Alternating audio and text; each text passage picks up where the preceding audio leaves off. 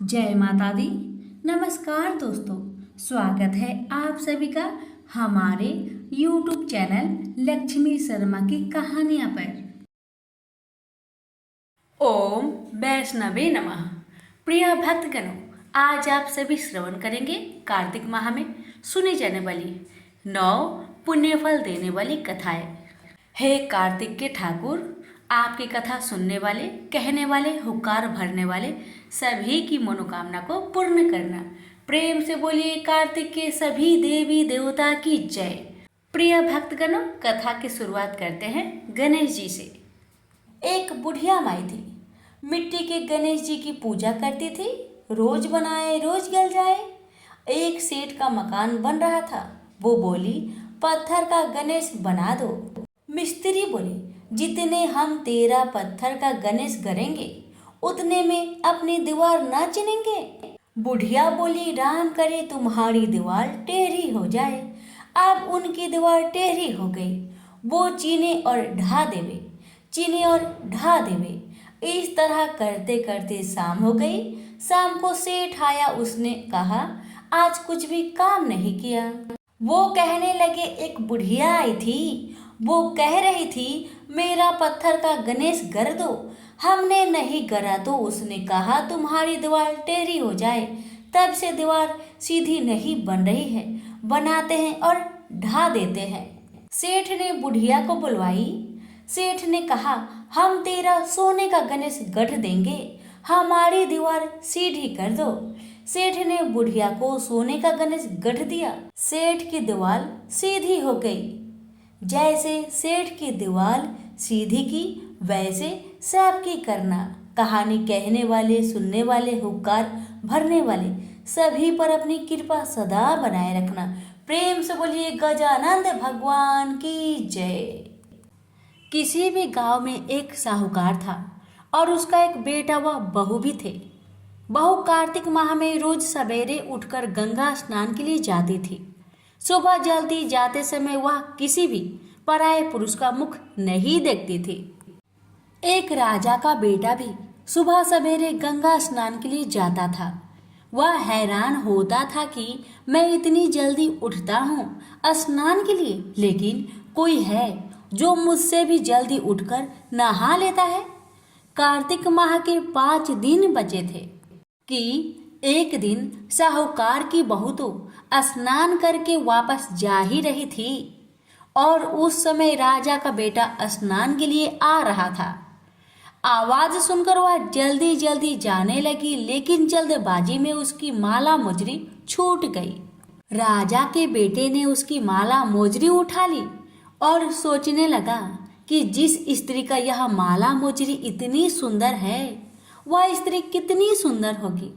उसने पूरे गांव में मुनादी करवा दी कि जिसकी तह माला मोजरी है वह 5 रात मेरे पास आएगी। साहूकार के बेटे की बहू ने कहलवा दिया कि मैं 5 रात आऊंगी, लेकिन किसी को साक भरने बैठा देना। राजा के बेटे ने एक तोते को पिंजरे में बंद कर गंगा किनारे पेड़ पर टांग दिया। बहू सुबह के समय आई, पहली पैरी पर पैर रखा और बोली, हे कार्तिक के ठाकुर, राई दामोदर, पांचों पांडु, छठे नारायण, भीखम राजा, उस पापी को नींद आ जाए। राजा के बेटे को नींद आ गई। बहू नहा धोकर चलने लगी तो तोते से बोली, सुआ सुआ तेरे गल डालूंगी हीरा, तेरी साख भरियो बीरा। सुआ बोला कि कोई बीर भी साख भरता है क्या? वह फिर बोली, सुआ सुआ सुबह तेरे पग घालूंगी नेवर, साख भरियो मेरे देवर। सुआ ने कहा, ठीक है भाभी, मैं तेरी साख रखूंगा। वह तो कहकर चली गई। राजा का बेटा हड़बड़ा कर उठा और सुआ से पूछा, सुआ सुआ वह आई थी, कैसी थी? सुआ बोला, आभा किसी बिजली, होली किसी झल, केला किसी कामनी, गुलाब सा रंग। अगले दिन राजा के बेटे ने सोचा कि आज मैं अपनी उंगली में चीरा लगाऊंगा, इससे मुझे नींद नहीं आएगी। अगले दिन राजकुमार उंगली चीर कर लेट गया। वह आई और भगवान से उसी तरह प्रार्थना करने लगी और राजकुमार को फिर नींद आ गई। वह स्नान करके फिर से वापस चली गई। सुबह राजकुमार ने तोते से पूछा तो उसने वही सारी बातें दोहरा दी। अब राजकुमार बोला कि मैं आज रात में आंखों में मिर्ची डालकर बैठूंगा। रात में वह मिर्ची डालकर बैठ गया। बहू फिर आई, प्रार्थना की, जिससे उसे फिर से नींद आ गई। राजकुमार ने तोते से बहू के आने की बात पूछी। उसने फिर बता दी। राजकुमार अब फिर सोचने लगा कि आज मैं बिना बिस्तरे के ही बैठूंगा और रात को बिना बिस्तरे के बैठ गया। जब वह स्नान करने आई तो उसने फिर से भगवान से प्रार्थना की और राजकुमार को नींद आ गई। जब वह नहाकर जाने लगी तो आंख बंद करके चली गई। राजकुमार जब उठा तो वह जा चुकी थी। राजकुमार फिर सोच में पड़ गया और सोचने लगा कि आज मैं अंगीठी जलाकर बैठूंगा जिससे नींद नहीं आएगी। फिर वह रात को अंगीठी रखकर बैठ गया। साहूकार की बहू आई और वह भगवान से प्रार्थना करने लगी कि आपने चारों रात तो निकाल ली, अब यह रात और निकाल दो। भगवान ने उसकी बात रख ली और राजकुमार को नींद आ गई। जब वह नहाकर जाने लगी तो तोते से बोली कि इस पापी को कह देना कि 5 रातें पूरी हो चुकी है, वह मेरी मोतियों की माला मेरे घर भिजवा दे। सुबह राजकुमार की आंख खुली तो उसने तोते से पूछा कि क्या वह आई थी, तो तोते ने कहा हाँ वह आई थी और उसने अपनी माला मंगवाई है। यह सुन राजकुमार सोचने लगा कि वह तो सच्ची थी, तभी तो भगवान ने भी उसका सत रखा। कुछ समय के बाद राजकुमार को कोढ़ हो गया।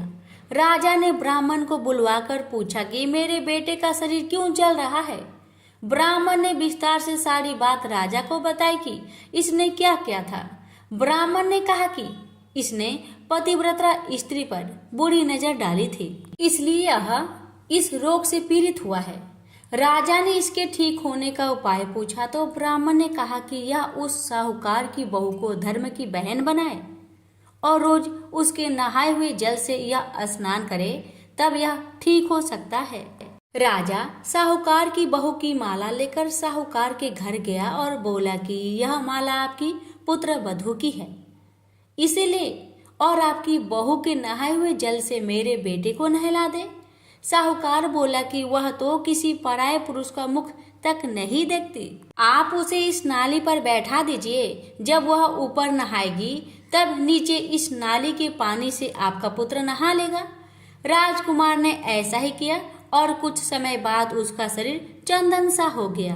हे पंच भिक्षु देवता, जैसे आपने साहूकार की पुत्र वधू का सत रखा वैसे ही सभी का रखना। प्रेम से बोलिए पंच भिक्षु देवता की जय। अब सुनिए पंच भिक्षु गीत।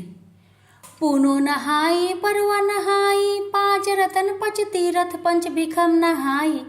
1 टका मेरी गांठ में सुनियो रघुराई। आधे कलाई आंवला आधे की राई, राई दामोदर सावला जिसने सृष्टि रचाई। राजा के घर उतरी पुत्री बनाई, राजा लाया बिहा के रानी बनाई। 4 चक्कर 4 मक्कर 4 दिए किलो, मैं तुझसे पूछूं श्री की संजी कब निस्तारा होए। जब आएगा कार्तिक का महीना तब निस्तारा होए, जब आएगा कार्तिक का महीना तब निस्तारा होए। प्रेम से बोली पंच भिक्षु देवता की जय, पंच भिक्षु देवता की जय। 4 चिड़िया थी, चारों कार्तिक मास में कार्तिक नहाती थी। परवा के दिन चारों चिड़िया ने सोचा कि चलो खिचड़ी बनाते हैं। एक चिड़िया चावल ले आई, एक चिड़िया दाल ले आई, एक चिड़िया घी ले आई और एक चिड़िया नमक ले आई। सबने मिलकर खिचड़ी बनाई। सबने सोचा कि पहले नहा लिया जाए तब खिचड़ी खाते हैं। सब चिड़िया नहाने चली गई। पहले एक चिड़िया आई, उसे बहुत जोर की भूख लगी थी। बाकी चिड़िया अभी आई नहीं थी तो उसने खिचड़ी की भाप खा ली। दूसरी चिड़िया आई तो उसने पानी पी लिया। तीसरी चिड़िया ने खिचड़ी खा ली। चौथी चिड़िया आई तो उसने खुरचन खा ली। चारों चिड़िया मर गई। जिस चिड़िया ने भाप खाई थी वह राजा के घर राजकुमारी बनी। जिस चिड़िया ने पानी पिया था वो कुम्हार के घर पैदा हुई। जिस चिड़िया ने खिचड़ी खाई थी उसने ब्राह्मण के घर जन्म लिया और जिस चिड़िया ने खुरचन खाई थी वो हाथिनी बनी। कुम्हार की लड़की राजा के यहाँ दासी बनी, ब्राह्मण की लड़की राजकुमारी की सहेली बनी, हथिनी भी राजा के यहाँ ही थी। राजकुमारी को अपने पिछले जन्म की सारी बातें याद थी। जब राजकुमारी की शादी हुई और वह विदा होने लगी तो राजा से बोली कि पिताजी, मैं अपने साथ अपनी सहेली और दासी को भी ले जाऊंगी।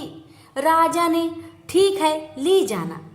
राजकुमारी ने कहा कि पिताजी, मुझे हथिनी भी चाहिए। राजा ने कहा अच्छा ठीक है, ले जाओ। राजा ने अपनी नौकर भेजे कि जाओ हथिनी को ले आओ, लेकिन हथिनी उठी ही नहीं। तब राजकुमारी खुद उसके पास गई और उसके कान में पिछले जन्म की बात कही, जिसे सुनकर हथिनी तुरंत उठ गई। राजकुमार यह सब कुछ देख रहा था। उसने कहा कि तुम कौन हो और हथिनी के कान में क्या कहा, जिसको सुनकर हथिनी खड़ी हो गई। राजकुमारी ने कोई जवाब नहीं दिया। राजकुमार ने कहा कि सच सच बता दो, नहीं तो तुम्हारा सर काट दिया जाएगा। तब राजकुमारी ने राजकुमार को पिछले जन्म की सारी बात बताई। राजा ने भी सारी बातें सुनी और कहा कि अगर कार्तिक स्नान का इतना महत्व है तो हम भी जोड़े से कार्तिक स्नान करेंगे और खूब दान पुण्य करेंगे। प्रेम से बोलिए कार्तिक माह की देवी देवताओं की जय। किसी गांव में एक बुढ़िया रहती थी। वह कार्तिक का व्रत करती थी। उसके व्रत खोलने के समय कृष्ण भगवान आते और एक कटोरा खिचड़ी रखकर चले जाते।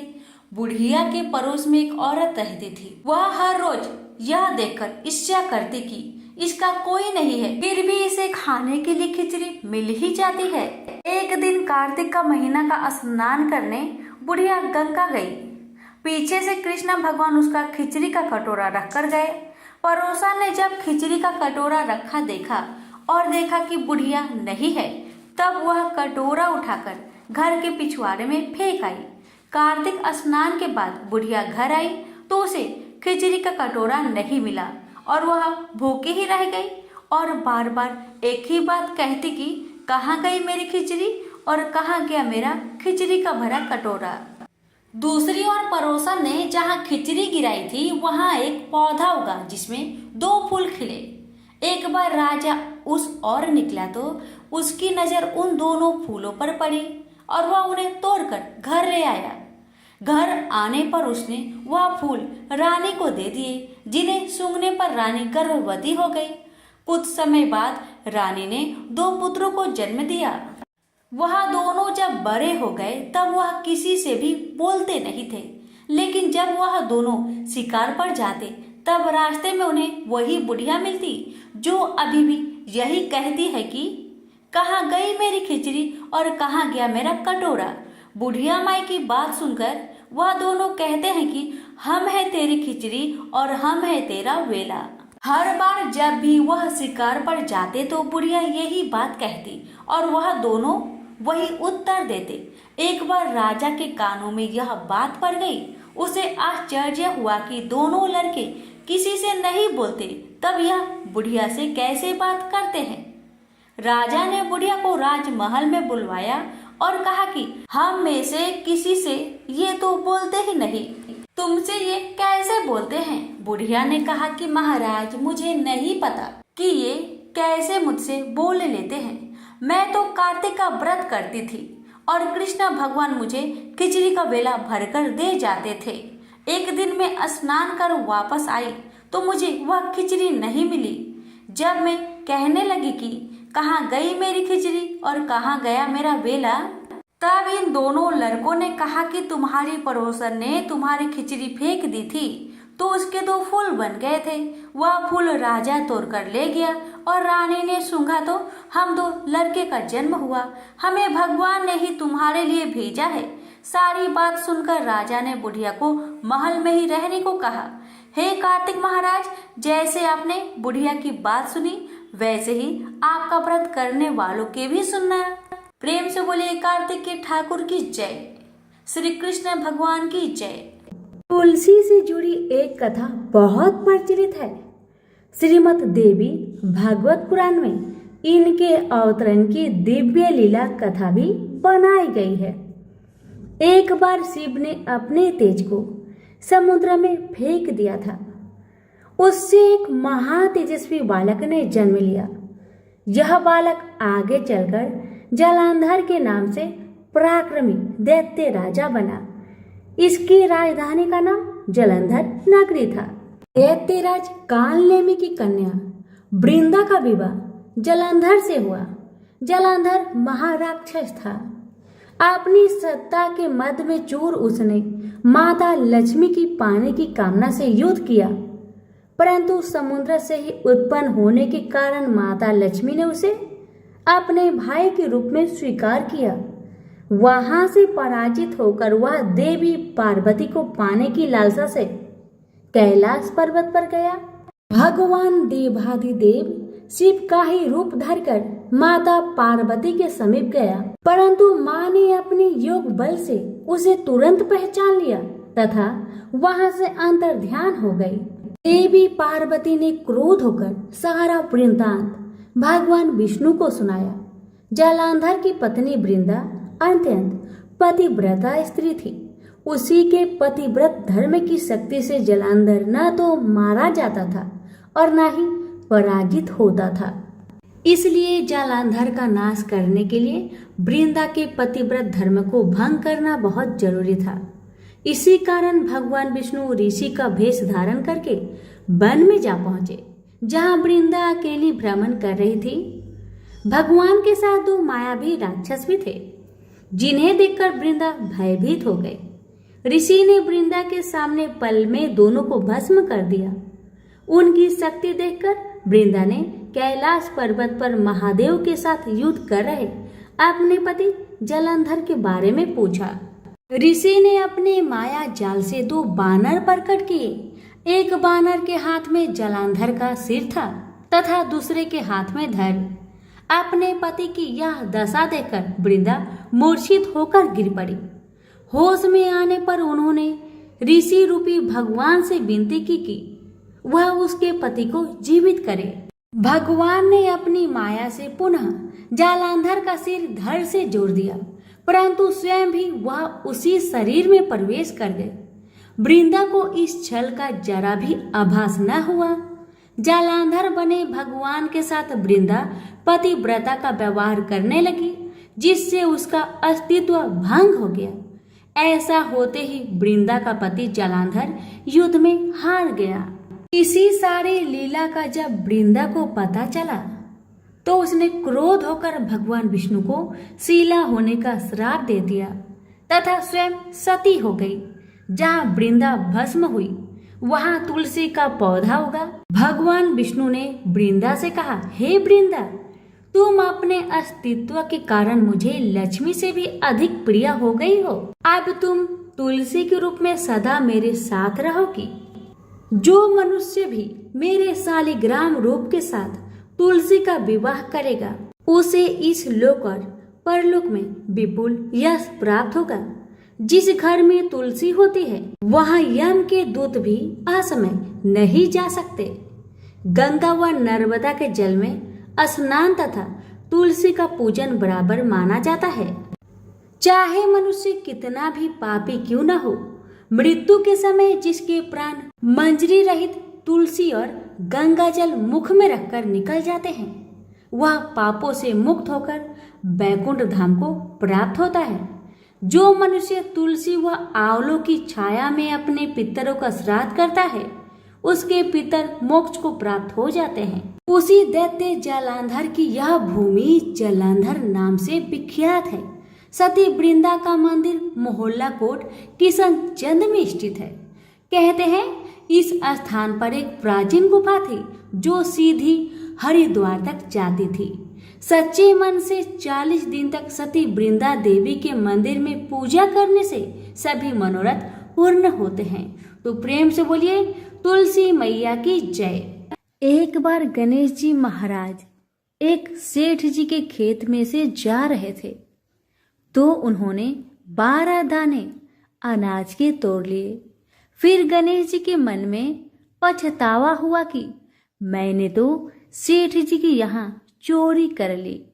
तो गणेश जी सेठ जी के 12 साल की नौकरी करने लग गए।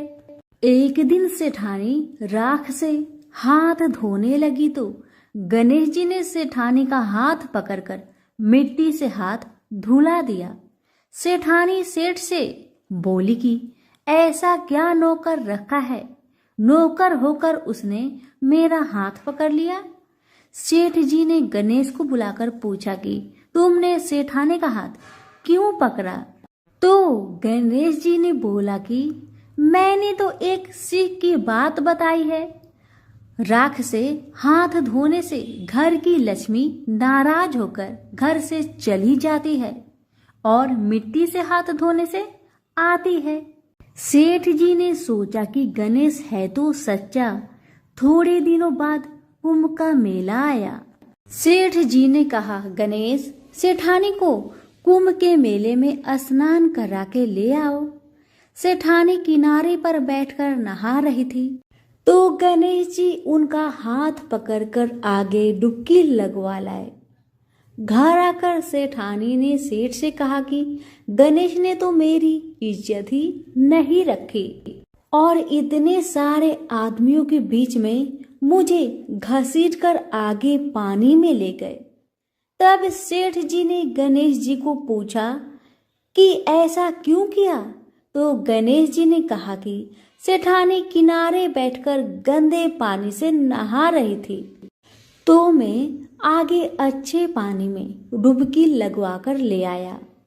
इससे अगले जन्म में बहुत बड़े राजा और राजपाट मिलेगा। सेठ जी ने सोचा कि गणेश है तो सच्चा। एक दिन घर में पूजा पाठ हो रही थी, हवन हो रहा था। सेठ जी ने गणेश को कहा कि जाओ सेठानी को बुलाकर ले आओ। गणेश जी सेठानी को बुलाने गया तो सेठानी काली चुनरी ओढ़कर चलने लगी तो गणेश जी ने काली चुनरी फाड़ दी और कहा कि लाल चुनरी ओढ़ के चलो। सेठानी नाराज होकर सो गई। सेठ जी ने आकर पूछा, क्या बात है? तो सेठानी ने बोली कि गणेश ने मेरी चुनरी फाड़ दी। सेठ जी ने गणेश को बुलाकर बहुत डांटा और कहा, तुम बहुत बदमाशी करते हो। तो गणेश जी ने कहा, पूजा पाठ में काला वस्त्र नहीं पहनते हैं, इसलिए मैंने लाल वस्त्र के लिए कहा। काला वस्त्र पहनने से कोई भी शुभ काम सफल नहीं होता है। फिर सेठानी ने सोचा कि गणेश है तो समझदार। एक दिन सेठ जी पूजा करने लगे तो पंडित जी ने बोला कि वो गणेश जी की मूर्ति लाना भूल गया, अब क्या करे? तो गणेश जी ने बोला कि मेरे को ही मूर्ति बनाकर विराजमान कर लो, आपके सारे काम सफल हो जाएंगे। यह बात सुनकर सेठ जी को भी बहुत गुस्सा आया और वो बोले कि तुम तो अब तक सेठानी से ही मजाक करते थे, मेरे से भी करने लग गए। तो गणेश जी ने कहा, मैं मजाक नहीं कर रहा हूँ, मैं सच बात कह रहा हूँ। इतने में ही गणेश ने गणेश जी का रूप धारण कर लिया और सेठ और सेठानी ने ही गणेश जी की पूजा की। पूजा खत्म होते ही गणेश जी अंतर ध्यान हो गए। सेठ सेठानी को बहुत धोखा हुआ और उन्होंने कहा कि हमारे पास तो गणेश जी रहते थे और हमने उनसे इतना काम करवाया। तो गणेश जी ने सपने में आकर सेठ जी को कहा कि आपके खेत से मैं 12 अनाज के दाने तोड़ लिया था, उसी का तो उतारने के लिए मैंने आपके यहाँ काम किया था। गणेश जी की कृपा से सेठ जी के करोड़ों की माया हो गई।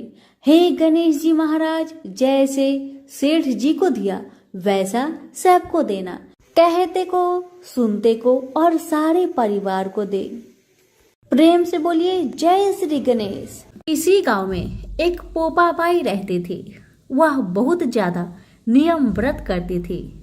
एक दिन उसने भाई व भाभी से कहा कि मैं शादी नहीं करूंगी, इसलिए मेरी झोपड़ी गांव के बाहर बना दो और गांव के सभी लोगों से कह दो कि वह अपनी गाय व बछड़ों को मेरे यहाँ ही घास फूस चरने को भेज दे। जो बचा खुचा खाना है वो मुझे खाने को दे दे। एक दिन नगर का राजा शिकार खेलने जंगल में आया और गांव के बाहर जंगल के पास बनी झोपड़ी देखकर रुक गया। झोपड़ी के पास जाकर उसने आवाज लगाई कि कौन है, लेकिन भीतर से आवाज न आने पर वह लगातार दरवाजा खटखटाता रहा। तब पोपा बाई उठी और कहने लगी कि कौन हो तुम जो बार बार दरवाजा बजा रहे हो, क्यों आवाज लगा रहे हो? राजा ने कहा कि मैं यहाँ का राजा हूँ और तुम्हारे साथ विवाह करूंगा। पोपा बाई ने कहा कि जहाँ से आए हो वहीं चले जाओ, मैं किसी पराये आदमी का मुंह नहीं देखती हूँ। राजा ने पोपा बाई की एक नहीं सुनी और उसे जबरदस्ती उठाकर ले गया। तब पोपा बाई ने राजा को श्राप दिया कि उसका सारा राजपाट नष्ट हो जाएगा।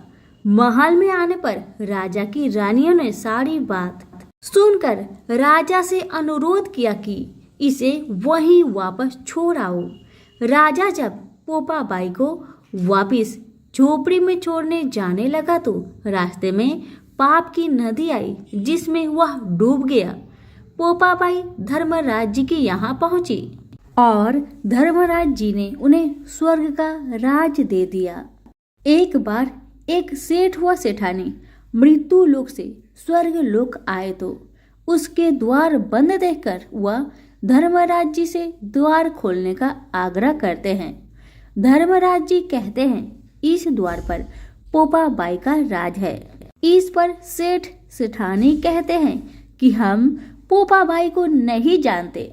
धर्मराज जी उन दोनों की बात सुनकर कहते हैं कि तुम दोनों 7 दिन तक मृत्यु लोक में रहो। 8 खोपरा से राई भरकर 5 कपड़े ऊपर रखकर कहानी सुनकर उद्यापन करना और कहना कि राज है पोपा बाई, लेखा लेगी राय राई। सभी प्रेम से बोले पोपा बाई की जय। अभी व्रत में सुनी जाने वाली लपसी तपसी की कथा। एक लपसी था, एक तपसी था। तपसी हमेशा भगवान की तपस्या में लीन रहता था। लपसी रोजाना 1.25 सेर की लापसी बनाकर भगवान का भोग लगाकर जीम लेता था। एक दिन दोनों लड़ने लगे। तपसी बोला मैं रोज भगवान की तपस्या करता हूँ इसलिए मैं बड़ा हूँ। लपसी बोला मैं रोज भगवान को 1.25 सेर लापसी का भोग लगाता हूँ इसलिए मैं बड़ा हूँ। नारद जी वहां से गुजर रहे थे। दोनों को लड़ता देखकर उनसे पूछा कि तुम क्यों लड़ रहे हो? तपसी ने खुद के बड़ा होने का कारण बताया और लपसी ने अपना कारण बताया। नारद जी बोले तुम्हारा फैसला मैं कर दूंगा। दूसरे दिन लपसी और तपसी नहाकर अपनी रोज की भक्ति करने आए तो नारद जी ने छुपकर 1.25 करोड़ की एक अंगूठी दोनों के आगे रख दिए। तपसी की नजर जब अंगूठी पर पड़ी तो उसने चुपचाप अंगूठी उठाकर अपने नीचे दबा लिया। तपसी की नजर अंगूठी पर पड़ी लेकिन उसने ध्यान नहीं दिया। भगवान को भोग लगाकर लापसी खाने लगा। नारद जी सामने आए तो दोनों से पूछा कि कौन बड़ा है, तो नारद जी ने तपसी से खड़ा होने को कहा। वो खड़ा हुआ तो उसके नीचे दबी अंगूठी दिखाई पड़ी। नारद जी ने तपसी से कहा तपस्या करने के बाद भी तुम्हारी चोरी करने की आदत नहीं गई, इसलिए लपसी बड़ा है और तुम्हें तुम्हारी तपस्या का कोई भी फल नहीं मिलेगा। तपसी शर्मिंदा होकर माफी मांगने लगा। उसने नारद जी से पूछा मुझे मेरी तपस्या का फल कैसे मिलेगा? नारद जी ने कहा यदि कोई गाय और कुत्ते की रोटी नहीं बनाएगा तो फल तुझे मिलेगा। यदि कोई ब्राह्मण को भोजन करवाकर दक्षिणा नहीं देगा तो वह फल तुझे मिलेगा। यदि कोई साड़ी के साथ ब्लाउज नहीं देगा तो फल तुझे मिलेगा। यदि कोई दिए से दिया जलाएगा तो फल तुझे मिलेगा। यदि कोई सारी कहानी सुने लेकिन तुम्हारी कहानी नहीं सुने तो फल तुझे मिलेगा। उसी दिन से हर व्रत कथा कहानी के साथ लपसी तपसी की कहानी भी सुनी और कही जाती है। प्रेम से बोलिए लक्ष्मी नारायण की जय। एक बुजुर्ग महिला की मृत्यु हो गई। यमराज उसे लेने आए। महिला ने यमराज से पूछा आप मुझे स्वर्ग ले जाएंगे या नरक? यमराज बोले, दोनों में से कहीं नहीं। तुमने इस जन्म में बहुत ही अच्छे कर्म किए हैं, इसलिए मैं तुम्हें सीधे प्रभु के धाम ले जा रहा हूँ। बुजुर्ग महिला खुश हो गई और बोली, धन्यवाद, पर मेरी आपसे एक विनती है। मैंने यहाँ धरती पर सबसे स्वर्ग नरक के बारे में सुना, बहुत सुना है। मैं एक बार इन दोनों जगहों को देखना चाहती हूँ। यमराज बोले, तुम्हारे कर्म अच्छे हैं, इसलिए मैं तुम्हारी यह इच्छा पूरी करता हूँ।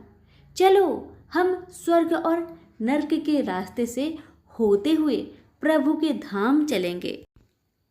दोनों चल पड़े। सबसे पहले नरक आया। नरक में बुजुर्ग महिला ने जोर जोर से लोगों के रोने की आवाज सुनी। नरक में सभी लोग दुबले पतले और बीमार दिखाई दे रहे थे।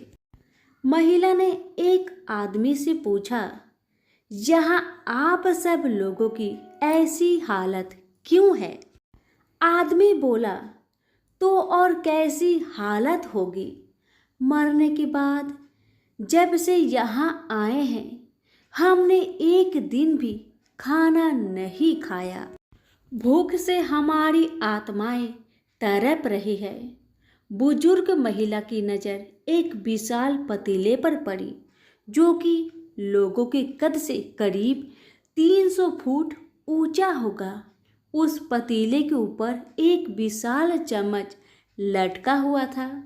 उस पतीले में से बहुत ही शानदार खुशबू आ रही थी। बुजुर्ग महिला ने उस आदमी से पूछा, इस पतीले में क्या है? आदमी मायूस होकर बोला, ये पतीला बहुत ही स्वादिष्ट खीर से हर समय भरा रहता है। बुजुर्ग महिला ने हैरानी से पूछा, इसमें खीर है? तो आप लोग पेट भर के ये खीर खाते क्यों नहीं? भूख से क्यों तड़प रहे हैं? आदमी रो रो कर बोलने लगा, कैसे खाए? ये पतीला 300 फीट ऊंचा है। हम में से कोई भी उस पतीले तक नहीं पहुंच पाता। बुजुर्ग महिला को उन पर तरस आ गया। सोचने लगी, बेचारे खीर का पतीला होते हुए भी भूख से बेहाल है। शायद ईश्वर ने इन्हें ये ही दंड दिया होगा। यमराज बुजुर्ग महिला से बोले, चलो हमें देर हो रही है। दोनों चल पड़े। कुछ दूर चलने पर स्वर्ग आया। वहाँ पर बुजुर्ग महिला को सबकी हंसने खिलखिलाने की आवाज़ सुनाई दी। सब लोग बहुत खुश दिखाई दे रहे थे। उनको खुश देखकर बुजुर्ग महिला भी बहुत खुश हो गई। पर वहाँ स्वर्ग में भी बुजुर्ग महिला की नज़र वैसे ही 300 फुट ऊंचे पतीले पर पड़ी। जैसा नरक में था उसके ऊपर भी वैसा ही चम्मच लटका हुआ था। बुजुर्ग महिला ने वहाँ लोगों से पूछा, इस पतीले में क्या है? स्वर्ग के लोग बोले, इसमें बहुत स्वादिष्ट खीर है। बुजुर्ग महिला हैरान हो गई। उनसे बोली, पर ये पतीला तो 300 फीट ऊंचा है। आप लोग तो इस तक पहुंच नहीं पाते होंगे। उस हिसाब से तो आप लोगों को खाना मिलता ही नहीं होगा। आप लोग भूख से बेहाल होंगे। पर मुझे तो आप सभी इतने खुश लग रहे हो, ऐसे कैसे? लोग बोले, हम तो सभी लोग इस पतीले में से पेट भर के खीर खाते हैं। महिला बोली, पर कैसे? पतीला तो बहुत ऊंचा है। लोग बोले, तो क्या हो गया? पतीला ऊंचा है तो यहाँ पर कितने सारे पेड़ हैं। ईश्वर ने ये पेड़ पौधे, नदी, झरने हम मनुष्यों के उपयोग के लिए तो बनाए हैं। हमने इन पेड़ों की लकड़ी ली, उसको काटा, फिर लकड़ियों के टुकड़ों को जोड़ के विशाल सीढ़ी का निर्माण किया। उस लकड़ी की सीढ़ी के सहारे हम पतीले तक पहुंचते हैं और सब मिलकर खीर का आनंद लेते हैं। बुजुर्ग महिला यमराज की तरफ देखने लगी। यमराज मुस्कुराए और बोले, ईश्वर ने स्वर्ग और नरक मनुष्य के हाथों में ही सौंप रखा है। चाहे तो अपने लिए नरक बना ले, चाहे तो अपने लिए स्वर्ग। ईश्वर ने सबको एक समान हालतों में डाला है। उसके लिए उसके सभी बच्चे एक समान हैं। वो किसी से भेदभाव नहीं करते। वहाँ नरक में भी पेड़ पौधे सब थे, पर वो लोग खुद ही आलसी है। उन्हें खीर हाथ में चाहिए। वो कोई कर्म नहीं करना चाहते, कोई मेहनत नहीं करना चाहता, इसलिए सब भूख से बेहाल है। यही तो ईश्वर की बनाई इस दुनिया का नियम है। जो कर्म करेगा, मेहनत करेगा, उसी को मीठा फल खाने को मिलेगा, अर्थात स्वर्ग एवं नर्क आपके हाथ में ही है। मेहनत करें, अच्छे कर्म करें और अपने जीवन को स्वर्ग बनाए।